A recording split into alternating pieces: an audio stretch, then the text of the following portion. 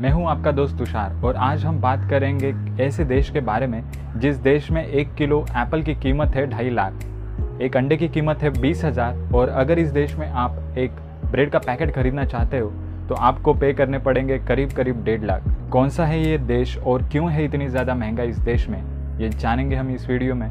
तो चलिए शुरू करते हैं। दोस्तों, ये देश है लैटिन अमेरिका का वेनेजुएला और इस देश की करेंसी है बोरीवार, जो कि दुनिया की सबसे सस्ती करेंसी है क्योंकि इस करेंसी की कोई वैल्यू नहीं है। इस देश में महंगाई दुनिया के मुकाबले कहीं गुना ज़्यादा है। इस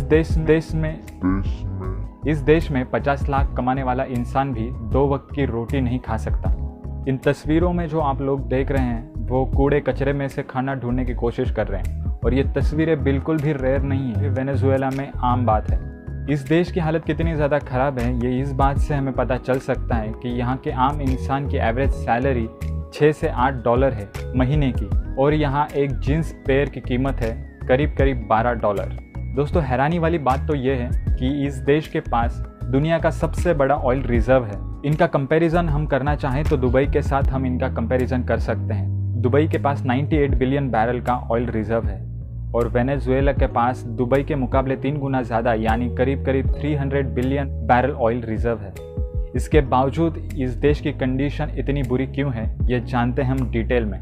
1999 से लेकर 2013 तक इस देश के प्रेसिडेंट थे ह्यूगो चावेज। तब इस देश का 90% एक्सपोर्ट अर्निंग ऑयल पे ही डिपेंड था। 2008 तक ग्लोबल मार्केट में क्रूड ऑयल की प्राइसेस बहुत ज़्यादा थी।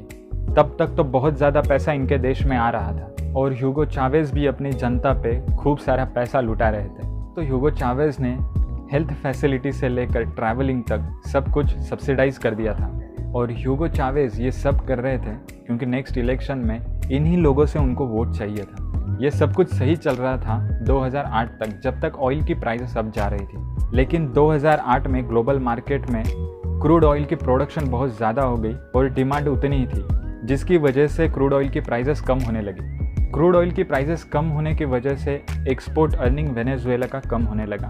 वेनेजुएला में आने वाली डॉलर की तादाद कम होने लगी। इसकी वजह से ये देश जो भी इंपोर्ट करता था वो सारी चीज़ें महंगी हो गई। इसी बीच 2013 में ह्यूगो चावेज की मौत हो गई और उनकी जगह ले ली निकोलस मडुरो ने। इन भाई साहब ने सोचा कि महंगाई बहुत ज़्यादा बढ़ गई है, प्रिंट छापने की मशीन हमारी है, कागज़ हमारे हैं, तो क्यों ना करेंसी नोट छाप दिए जाए और लोगों में बांट दिए जाए।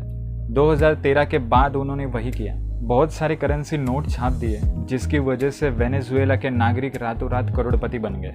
उन्होंने जमकर शॉपिंग करना स्टार्ट कर दिया और कुछ दिन बाद वेनेजुएला की हालत ऐसी थी।